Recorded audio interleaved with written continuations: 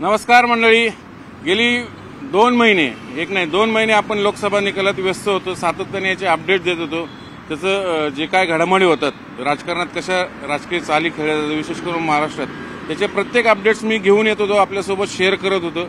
आणि त्याच लोकसभेचे निकाल अखेर लागलेत आणि निकाल कसे लागलेत आणि कोणाचा निकाल लागला आणि कोणी कसा कोणाचा निकाल लावला हे आपण सगळे निकालात पाहिलेले आहे। एक्झिट सर्वे आले होते, एक्झिट पोल आले होते, ते एक्झिट पोलचाही कसा मतदारांनी निकाल लावला ते आपण पाहिलेलं आहे। म्हणूनच या सगळ्या लोकसभा निकालाचं निष्पक्ष विश्लेषण आणि अचूक विश्लेषण करण्यासाठी मी आपल्यासमोर उभा आहे। आणि हे विश्लेषण सांगायचं कारण हेच आहे की सातत्याने या इलेक्शनमध्ये हवा निर्माण केली जात होती की बीजेपी येणार, बीजेपी येणार, महायुती येणार, महायुती येणार, अगदी सगळेच जण सांगत होते। पण प्रत्यक्षात झालं काय आपण पाहिलेलं आहे। शेवटी हे महाराष्ट्राचं राजकारण ठाकरे आणि पवार या 2 आडनावाला सोडून होऊ शकत नाही, या निकालांनी दाखवून दिलेले। विशेष करून ठाकरे असतील, पवार असतील, म्हणजे यांचे तर दोन्ही पक्ष, या दोन्ही मोठ्या नेत्यांचे पक्ष हे 2 खरं तर महाराष्ट्रातील 2 मोठी घराणी आहेत, राजकीय घराणी आहेत, यांना वारसा आहे। म्हणजे अगदी बाळासाहेब ठाकरेपासून, प्रबोधनकार ठाकरेपासून ते उद्धव ठाकरेपर्यंत आणि आता आदित्य यांचा पक्ष कसा फोडला गेला, त्याचा ताबा मारला गेला उभ्या महाराष्ट्राने पाहिलं। आणि पण त्याच ठाकरेंनी नंतर किती कशा आता ह्याच इलेक्शनमध्ये किती आणि कशा जागा घेतल्या आपल्या समोर आहे। आणि दुसरं उदाहरण म्हणजे शरद पवारांचं तर आता म्हणजे अख्खा पक्षच सगळ्यात पुतण्याने अजित पवारांनी ताब्यात घेतला, चेन्नई ताब्यात घेतलं। अक्षरशः म्हणजे आता ह्या वयात पवार काय करणार अशी सगळी चिंता व्यक्त केली जात होती। म्हणजे पवार संपले असं सगळं बोललं जात होतं। पण हीच पवारांची तुतारी उभ्या महाराष्ट्रात कशी या तुतारीचा निनाद घुमला हे कालच्या निकालातनं आपण पाहिलेलं आहे। अगदी बीडमध्ये जरांगेच्या कमालीनं बजरंगांनी कशी धमाल केली हे आपण पाहिलेलं आहे। असे अनेक निकालाचे धक्कादायक निकाल लागले, जायंट किलर ठरले, अगदी दानवे दाजी पण पडले, त्यांना साधे ते कल्याणराव काळेंनी पराभूत केलं। इकडं बीडमध्ये तर पंकजा मुंडे, म्हणजे मुंडे फॅमिलीचं लिगसी चालवणाऱ्या पंकजा मुंडे यांनाही हार पत्करावी लागली। तिथं जातीचं राजकारण कसं झालं हे उभ्या महाराष्ट्राने पाहिलं।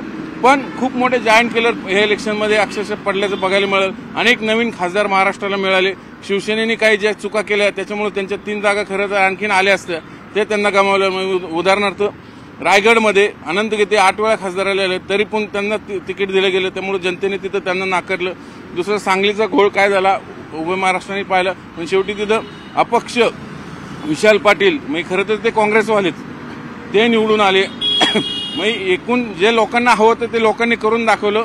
म्हणजे सांगायचा मतितार्थ सिंगल वर्डमध्ये लोकांना तुम्ही गृहीत धरू नका राजकारणानं, नाहीतर लोक तुम्हाला असा धडा शिकवतात। तुम्ही सगळं विकत घेऊ शकता पैशात जरूर, पण मतदारांना विकत घेऊ शकत नाही। मतदारांनी पुन्हा एकदा विशेष करून महाराष्ट्राच्या मतदारांनी, यूपीच्या मतदारांनी दाखवून दिलेलं आहे हे इलेक्शनमधून। आणि हेच ह्या निकालाचा एक मतितार्थ म्हणून सार म्हणूया तो अख्ख्या देशानं पाहिला। जी बीजेपी म्हणत होती 400 पार, अबकी बार 400 पार, त्याच बीजेपीला अक्षरशः 240-42 वर आणून ठेवलं याच देशानं, याच देशातल्या जनतेनं।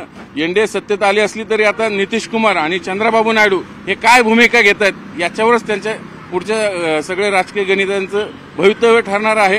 कारण ऑलरेडी इंडिया आघाडी नितीश कुमार आणि चंद्रबाबू नायडूंना गळ टाकणार हे जगजाहीर आहे।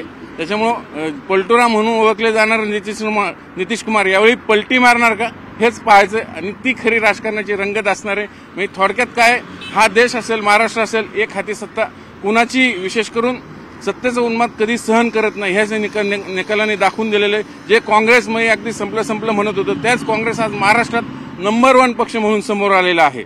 हे विशेष म्हणजे सर्वाधिक जागा या लोकसभेत कोणी घेतल्या असेल तर काँग्रेसने घेतलेल्या आहेत। म्हणजे जी बीजेपी म्हणत होती आम्ही 35 जागा जिंकू सगळ्या महायुतीसह, तीच बीजेपी अक्षरशः 10 जागांवर अडकलेली आहे। म्हणजे 10 की नाही 9, म्हणजे खरं तर आकडेवारी आपल्या समोर आहे, सगळे आपण आज सगळीकडे पाहिली असेल। म्हणजे आकड्यांचा विषय नाही, पण या निकालातनं धडा काय आहे तर जनतेला गृहीत धरू नका आणि ह्याच निकालाने दाखवून दिलं। म्हणून आता आपण एक एक करून म्हणजे जायंट किलर कोण कोण कसं पडलं सुरुवात नगरपासून करूया। नगरमध्ये विखे फॅमिली 3 पिढ्यांचं लिगसी ह्या फॅमिलीला, पण त्या पिढीलाही नगरकरांनी अक्षरशः आसमान दाखवलं आणि नौखा उमेदवार तिथं निलेश लंके अक्षरशः लाखांनी निवडून आलेला आहे। हे एक जायंट किलर। दुसरं बीडमध्ये पंकजा मुंडे पडल्या, तिकडं जालन्यामध्ये रावसाहेब दानवे पडले, इकडं नाशिकमध्ये दिंडोरीमध्ये भारती पवार पडल्या। नाशिकचा जो उमेदवारीचा घोळ घातला गेला महायुतीकडून त्याचा फटका तिथं त्यांना बसला आणि शिवसेनेचे वाजे तिथं निवडून आले. इकडे पश्चिम महाराष्ट्रात तर बीजेपीला अवघी एक जागा आली, ती पुण्याची, कारण तिथं केडर बेस आहे संघाचं भाजपचं, म्हणून ते मुरलीधर मोहोळ ते निवडून आले. मी तर म्हणेन मुरलीधर मोहोळ हे त्यांच्या स्वतःच्या कामावर निवडून आले. कोरोना काळात त्यांनी ज्या पद्धतीने काम केलं होतं तेच त्यांच्या कामी आलं म्हणून ते निवडून आले. नाहीतर ती सीट बऱ्यापैकी मी तिथं टफ फाईट झालेली आपण पाहिलेलीच आहे. बाकी इकडे पुणे जिल्ह्यात तर मी सुप्रियाताई म्हणजे स्वतः अजित पवारांनी स्वतः पत्नीला उतरवलं होतं आणि सगळी सिस्टीम हातात घेऊन सत्ता राबवून ही सीट मी काढणारच आणि काकाला धोबी पछाड देणारच, आसमान दाखवणारच अशाच पुतण्या अजित पवार होते. पण शेवटी या 83 वर्षाच्या योद्ध्याने आपल्या पुतण्यालाच अशी काय धूळ चारली की पुतण्या आता मेड्यासमोर यायला तयार नाही. अशी सध्याची महाराष्ट्रातली राजकारणाची परिस्थिती आहे. त्यांची एकमेव सीट आली ती रायगडची. सुनील तटकरे तेही स्वतःच्या जोर निवडून आलेले आहेत, कारण तिकडे समोर आनंद गीते होते.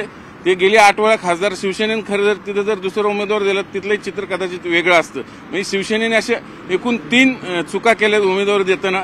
एक विनायक राऊत कोकणात, तिकडे जर नवीन उमेदवार दिला असतं. शिवसेनेचा एक जुनी समस्या आहे, ते खासदारांना उमेदवारी बदलत नाही, सातत्याने तेच खासदार ठेवतात. मग साहजिक लोकांमध्ये तिथल्या मतदारांमध्ये एक अँटीकम्बन्सी निर्माण होते त्या प्रस्थापित खासदार विरोधात, म्हणून त्याचा फटका असा बसतो. म्हणजे आपण मागे औरंगाबादला म्हणजे छत्रपती संभाजीनगरलाही तेच झालं. चंद्रकांत खैरे तिथे जर कदाचित दानवे दिले गेले असते, अंबादास दानवे, तर ते आरामशीर निवडून आले असते असं तिथल्या लोकांचं म्हणणं आहे. तिथंही मराठा फॅक्टर चालला आणि जे घुमरे कोणाचे चर्चेत नव्हते ते खासदार होऊन गेले.